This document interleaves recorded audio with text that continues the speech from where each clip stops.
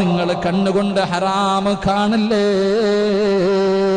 അല്ലാഹു കാണരുതെന്ന് പറഞ്ഞ കാര്യങ്ങൾ ഈ കണ്ണുകൊണ്ട് ഹറാം കാണാത്തവന് അല്ലാഹു സ്വർഗ്ഗം കൊടുക്കുമെന്ന് നബി മുഹമ്മദ് മുസ്തഫ സല്ലല്ലാഹു അലൈഹി വസല്ലമ തങ്ങൾ പറഞ്ഞു തരികയാണ്.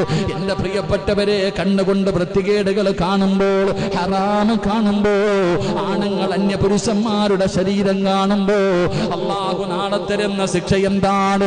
നിന്റെ കണ്ണുണ്ടല്ലോ, ഈ കണ്ണിന്റെ അകത്തേക്ക് അല്ലാഹു മുരുക്കി ഒഴിക്കുമെന്ന് നബി മുഹമ്മദ് മുസ്തഫ സല്ലല്ലാഹു അലൈഹി വസല്ലമ തങ്ങൾ പറയുമ്പോൾ, എന്റെ പ്രിയമുള്ളവരെ, കാണാൻ പറഞ്ഞത് കാണണ്. പരിശുദ്ധമായ ഖുർആൻ ഈ കണ്ണുകൊണ്ട് കാണാൻ പറഞ്ഞതാണല്ലോ.